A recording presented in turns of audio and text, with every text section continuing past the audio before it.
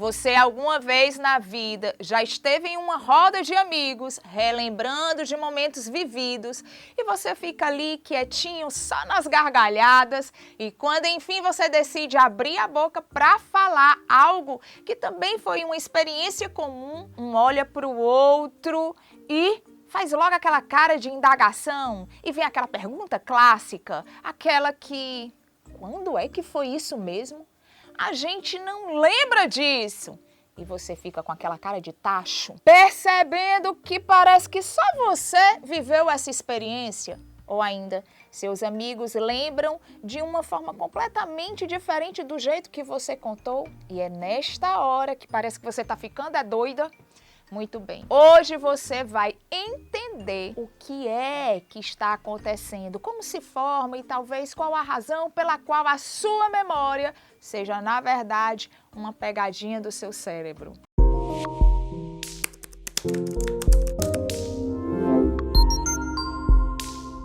Olá, mulher de Deus! Olá, homem de Deus! Sejam muito bem-vindos ao meu canal.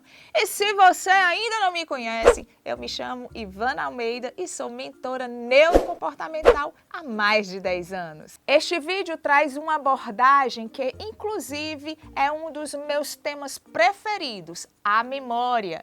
E esse é um assunto mais fascinante da neurociência, porque ela abre uma série de questões para as quais ainda não temos todas as respostas. Mas, felizmente, com o avanço da tecnologia e de pesquisas neurocientíficas, somos capazes de dizer muitas coisas sobre as memórias. E hoje você vai aprender como suas memórias se formam, como é possível transformar uma memória de curto prazo em longo prazo, o que interfere na formação das memórias e, o mais importante de tudo, por que eventos traumáticos ficam gravados com tanta força nas nossas memórias, ao ponto de nos perseguir até o fim de nossas vidas.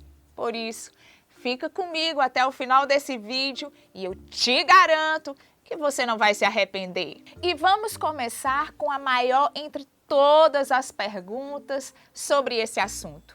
Afinal, o que é memória? Antes de responder essa questão, eu preciso que você entenda que quando falamos em memória, também falamos de aprendizado. É essa conexão que é simples de compreender quando você assume como verdade o fato de que tudo o que você aprende no final do dia é uma informação que passou da memória de curto prazo para a memória de longo prazo. Portanto, a memória é o nome que damos para a capacidade que o nosso cérebro tem de captar, correlacionar, armazenar e recuperar informações e dados obtidos por meio de experiências que foram vividas ou apresentadas por fontes terceiras. É por isso que nós lembramos de coisa como o nome do nosso primeiro amor, até o nome do protagonista do nosso filme favorito. E esse detalhe em específico nos leva a um fato importante que é, para o nosso cérebro, não existe diferença entre o real e o inventado. Razão pela qual muitas memórias falsas fazem parte das nossas narrativas sobre os mais diferentes assuntos e épocas das nossas vidas, bem como isso já nos indica o modo como as nossas memórias são formadas. Então, quando o assunto é como nossas memórias são formadas, a primeira palavra que deve vir em nossa mente é conexão. Enquanto você assiste a esse vídeo, seu cérebro está formando dezenas e centenas de milhares de novas conexões para acessar as informações que você já tem e correlacioná-las com as que você já está aprendendo. Essas conexões são chamadas de sinapses. Acontece entre os neurônios através de sinalizadores químicos chamados de neurotransmissores. e formam as nossas memórias de curto prazo. Caso você não transforme essas memórias em memórias de longo prazo, revisando várias e várias vezes as informações que aprendeu, seja lendo outros materiais, assistindo outros vídeos ou mesmo explicando o que assistiu para outras pessoas, gradativamente essas memórias serão apagadas e você nunca mais se lembrará do que assistiu ao conteúdo desse vídeo. Perceba que minutos após assistir esse vídeo, você seria capaz de reproduzir a maioria das informações que eu já te dei. No entanto, se eu te perguntasse daqui a um mês qual é o nome do conjunto das substâncias químicas responsáveis pelas conexões sinápticas entre os neurônios, você dificilmente seria capaz de se lembrar da resposta correta. E é por isso que você precisou repetir centenas de vezes até decorar os 11 números do seu CPF. E tem dificuldade em decorar a data do nascimento da sua sogra, já que ele acontece somente uma vez por ano. Você entende agora o quanto a repetição e o tempo estão associados à sua memória? Portanto, para transformarmos uma memória de curto em longo prazo, o que a neurociência chama de consolidação, precisamos da atividade de duas partes do cérebro que chamamos de hipocampo e neocórtex. Na prática, o hipocampo é responsável por ativar as partes do neocórtex.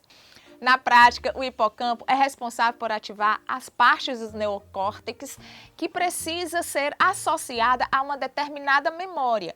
Ou seja, a função do hipocampo é como a de uma secretária que organiza as partes das suas memórias nos departamentos corretos do neurocórtex. Ao mesmo tempo, a função do neurocórtex não é como o de um HD de um computador que somente armazena dados. Ele é responsável por associar as informações adquiridas às sensações físicas e emocionais, já que essa região está relacionada à percepção sensorial, comandos motores, consciência e linguagem. O neocórtex é a região do cérebro presente exclusivamente nos mamíferos. No entanto, somente os primatas possuem essa região muito desenvolvida. Em todas as espécies, essa é a área do cérebro, é semelhante em forma, mas somente nos seres humanos o neocórtex acumula tantas funções, sendo então a razão responsável por nos fazer uma única espécie em todo o planeta. Quando se trata de memória, a lembrança do seu primeiro aniversário não está gravada no seu cérebro como um filme. Na verdade, o neocórtex transformou todas as informações daquele dia em um conjunto de sensações que você acessa na forma de imagens e sons sempre que pensa nele. Porém, o mais interessante é que todas as vezes que você acessa a memória do seu primeiro aniversário, memórias recentes passam a interferir na narrativa que você guardou assim que viveu aquele momento. E é assim que pequenos detalhes são mudados todas as vezes que nos lembramos de algo ou precisamos recontar uma história várias e várias vezes. Estudos como o da psicóloga Elizabeth Loftus demonstram que memórias falsas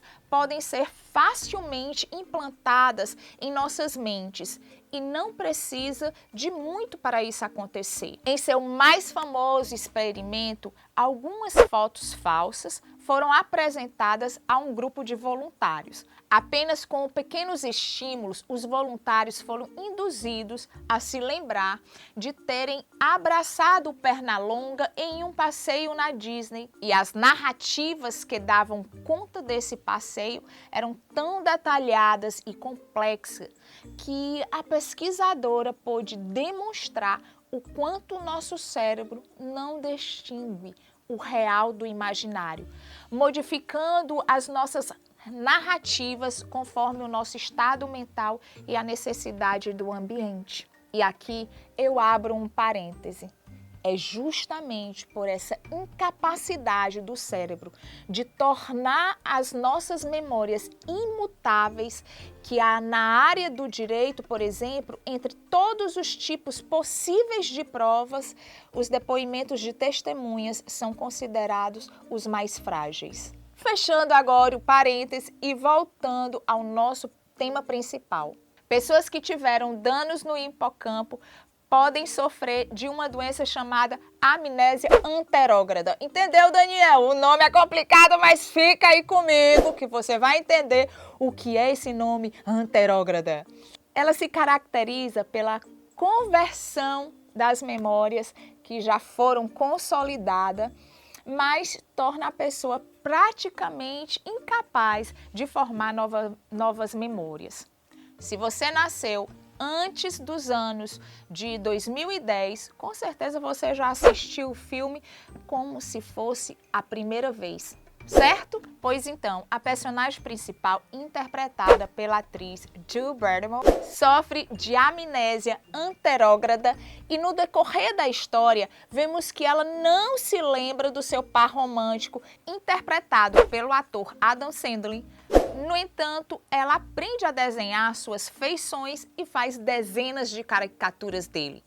Na vida real, o caso clínico mais famoso desse tipo de amnésia aconteceu com o paciente HM.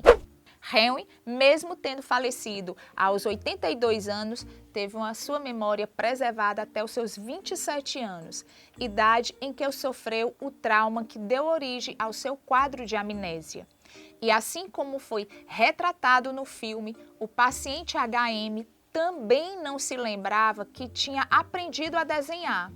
Só que no seu caso, ele aprendeu a desenhar uma estrela olhando para o reflexo dela em um espelho e não se lembrava que tinha aprendido isso porque a sua memória era apagada a cada 30 minutos aproximadamente.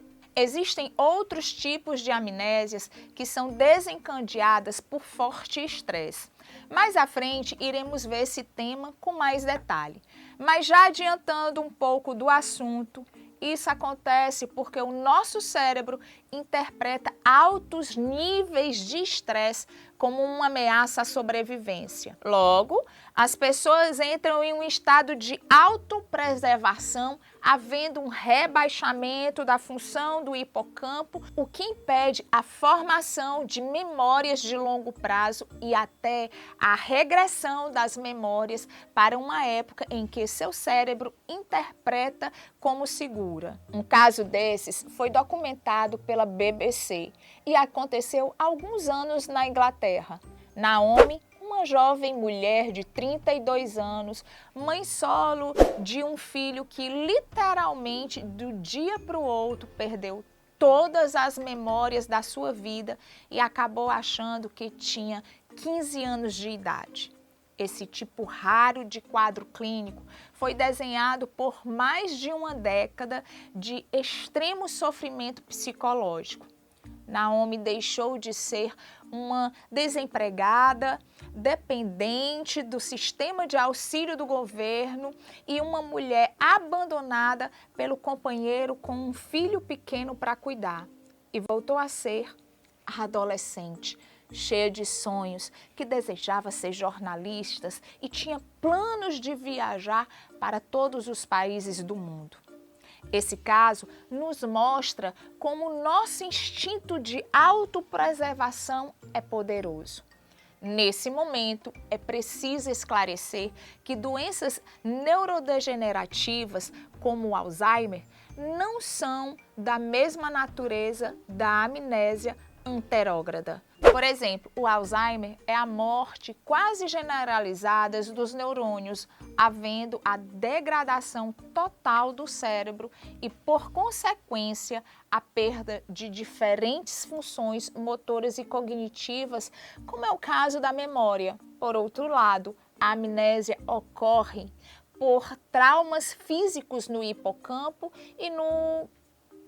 ou no neocórtex, como também pela interferência de drogas lícitas e ilícitas nessas regiões. E é claro que para esse vídeo não ficar aquele negócio cansativo e extenso, vamos dar uma paradinha aqui. Essa fica sendo a parte 1, a parte 2 do prometido eu te espero no próximo vídeo, então reage logo.